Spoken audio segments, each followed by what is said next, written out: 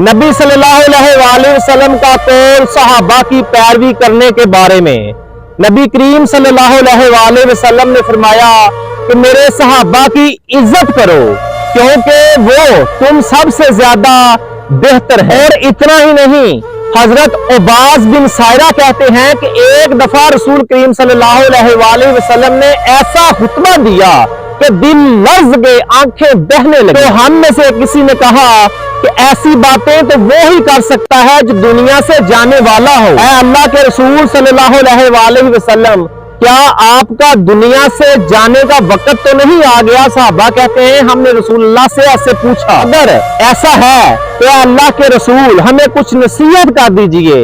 تو رسول اللہ صلی اللہ علیہ وسلم نے فرمایا، میرے بعد تم تقوی اختیار کرنا اور اپنے امیر کی اطاعت کرنا، چاہے وہ رنگ کا حبشی کا غلام ہی کیوں نہ ہو۔ پھر نبی صلی اللہ علیہ وسلم نے فرمایا کہ میرے بعد تم بہت سارے اختلافات دیکھو گے، تو میرے بعد جب تم اختلافات دیکھو تو میری سنت کو باڑ سے یعنی مضبوطی سے پکڑ لینا۔ رسول اللہ صلی اللہ علیہ وسلم نے یہ نہیں کہا کہ میری حدیث کو پکڑ لینا، بلکہ کہا میری سنت کو، خلفائے راشدین کی سنت کو مضبوطی سے پکڑ لینا۔ اور رسول اللہ صلی اللہ علیہ وسلم نے فرمایا کہ میرے سارے صحابہ ستاروں کی مانند ہیں، کسی ایک کے پیچھے لگ جاؤ اور تم فلاح پا جاؤ گے۔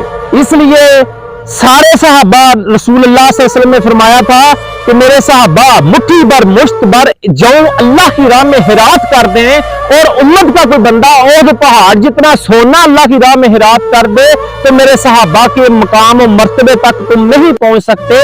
اس لیے ہر مسلمان کو چاہیے کہ صحابہ کی پیروی کریں، ان کی تعلیمات کی پیروی کریں، ان سے محبت کریں، ان سے بغض نہ رکھیں اور دشمنان صحابہ پر لعنت کرتے رہیں۔